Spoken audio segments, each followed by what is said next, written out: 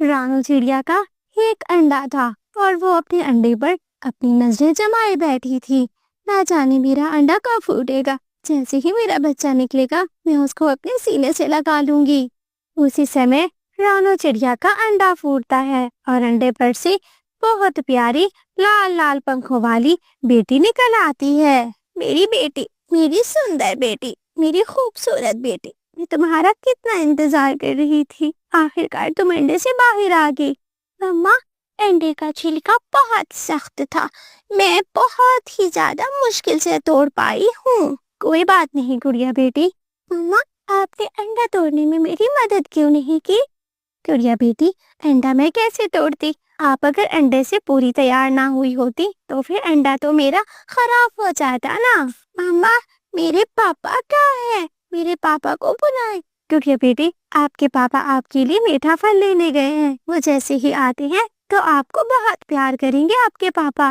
नहीं, मैं पापा से नाराज हूँ। अभी बुलाए मेरे पापा को, मुझे पापा से मिलना है। जब मैं अंडे में थी तो मैं पापा की बातें बहुत गौर से सुना करती थी। बस कर दो गुड़िया, कितना बोलोगी? इतना नहीं बोलते गुड़िया बेटी। आप आज ही तो अंडे से बाहर आई हो और इतना चटर पटर बोल रही हो। मैं तो बोलूंगी, मैं तो बोलूंगी। जब तक आप मेरे पापा को नहीं बुलाएंगी मैं तो बोलती रहूंगी। मम्मा चिड़िया घर से बाहर जाती है और फिर अपने पति को बताने का कोई ना कोई उपाय सोचना शुरू कर देती है।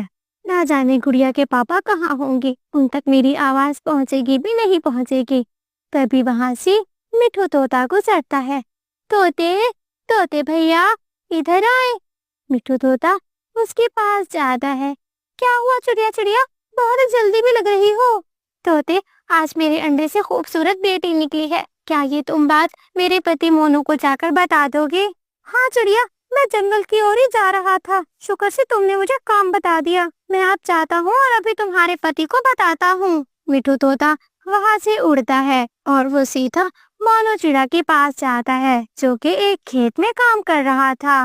मोनू चिड़े, तुम्हारी पत्नी ने अभी मुझे बताया है कि तुम्हारे अंडे में से बेटी निकली है। मिठू तोते, क्या तुम सच बोल रहे हो? मजाक तो नहीं कर रहे? अरे नहीं नहीं, तुम्हारी बेटी निकली है, जाकर देखो तो सही। मोनू चिड़ा जल्दी से उड़ता है और वो सीधा मीठे फल वाले पेड़ पर जाता है और वहाँ पर से एक मीठा फल तोड़ता है और सीधा घर आ जाता है। ये लो मेरी बेटी, मेरी सुंदर बेटी, मैं तुम्हारे लिए फल लाया हूँ। नहीं पापा, मैं आपसे बात नहीं करूंगी। मैं आपसे बहुत नाराज हूँ। जब मैं अंडे से फोटो लेगी तो आप घर में क्यों नहीं थे? अरे गुड़िया बेटी, जैसे तुम्हारी माँ घर संभालती है वैसे ही मैं बाहर के काम करता हूँ, दाना भोजन लाता हूँ। अगर मैं घर में बैठा रहूं हम तो भूख से मर जाएंगे। पर पापा, आप आज के दिन तो घर बैठ सकते थे ना, आप क्यों नहीं बैठे? गुड़िया बेटी, अब 2 दिन पहले निकली हो अंडे से। मैं तो समझ रहा था अब 2 दिन बाद निकलोगी, इसीलिए मैं काम पर चला गया। फिर पापा चिड़िया और गुड़िया बैठकर बहुत सारी बातें करते हैं। मम्मा चिड़िया रसोई में जाकर काम करना शुरू कर देती है। रात हो जाती है और सभी सुकून से सो जाते हैं। आज मम्मा चिड़िया बहुत ही सुकून से सोई हुई थी क्योंकि उसको पहले अंडे की चिंता होती थी। अब तो अंडे पर से बेटी जो निकल आई थी। फिर सुबह हो जाती है। सुबह ही सुबह पापा चिड़िया काम पर जाने के लिए तैयार होता है। रोनो, मैं काम के लिए जा रहा हूँ, तुम गुड़िया को बहुत ख्याल रखना। गुड़िया के पापा, मुझे भी अपने साथ लेकर चले, मैं नदी पर चली जाऊंगी। पूरा 1 महीना हो गया है मैं नहाई नहीं हूँ, मैं जाकर नहा लूंगी। गुड़िया की मम्मा, गुड़िया घर में अकेली पड़ जाएगी, कोई शिकारी पक्षी भी आ सकता है। गुड़िया के पापा, हम गुड़िया को घर के अंदर बंद कर देंगे और बाहर ताला लगा देंगे, भला किसी को क्या पता कि यहाँ पर बच्चा बैठा हुआ है। फिर मम्मा चिड़िया और पापा चिड़िया वहाँ से चले जाते हैं। मम्मा चिड़िया नदी में जाकर पहले कुछ डुबकियां लगाती है और नहा लेती है। अंडे के पापा, मेरा मकई खाने का दिल कर रहा है, क्या कहीं पर मकई है? हाँ गुड़िया की मम्मा, मकई तो मिलेगी, मगर वो किसान के खेत में, वहाँ जाना पड़ेगा हमें। गुड़िया के पापा, हम चले जाते हैं किसान के खेत में। मैंने कई दिनों से मकई नहीं खाई है, मकई का भुट्टा खाने का बहुत मन कर रहा है। फिर वो दोनों किसान की बस्ती में जाते हैं और वहाँ पर उसके खेत में बैठ जाते हैं। मकई का खेत बहुत बड़ा था गुड़िया की मम्मा, मैं यहाँ ऊंचे पेड़ पर बैठता हूँ, तुम जल्दी से मकई के खेत में जाओ और कुछ मकई के दाने खा लो। मैं देखता हूँ कहीं पर से किसान न आ जाए। फिर पापा चिड़िया एक बड़े पेड़ की डाल पर बैठ जाता है और मम्मा चिड़िया खेत के अंदर घुस जाती है। मगर शिकारी तो खेत में पहले ही बैठा हुआ था। वो अपना तीर सीधा करता है और सीधा मम्मा चिड़िया के सीने में जाने देता है। तीर लगने के कारण मम्मा चिड़िया वहीं की वहीं रह जाती है। गुड़िया के पापा देखते भी हैं तो क्या देखते हैं कि रानो चिड़िया के सीने में तीर लगा हुआ है। वो कुछ नहीं कर पाता। वो उड़ता है और सीधा मम्मा चिड़िया के ऊपर जाकर रुकता है। मम्मा चिड़िया नजर भर के अपने पति को देखती और फिर मानो चिड़ा वहाँ से चला जाता है। मानो चिड़ा बहुत उदास था और वो नदी किनारे बैठकर रोना शुरू कर देता है। ना जाने मैं क्या बताऊंगा, मेरी बेटी 1 दिन की है, मैं उसको कैसे ये खबर दूंगा कि उसकी माँ को शिकारी ने मार दिया, हमारे घर को शिकारी ने उजाड़ दिया। जालिम शिकारी, हम तुम्हें कभी माफ नहीं करेंगे। शाम के समय मानो चिड़ा उदासी के आलम में अपने घर जाता है। गुड़िया उनका इंतजार कर रही थी।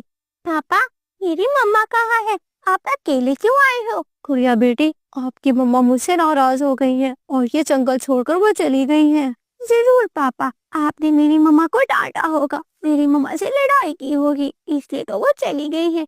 शायद वो मेरी नानों वाले जंगल गई होंगी, कल परसों तक आ जाएंगी। ऐसा कहकर गुड़िया दाना खाती है और वो सो जाती है। इसी तरह कुछ दिन बीत गए। मानो चिड़ा नदी किनारे बैठा हुआ था। गुड़िया भी वहाँ पर आ जाती है। पापा, नानो वाला जंगल कहाँ है?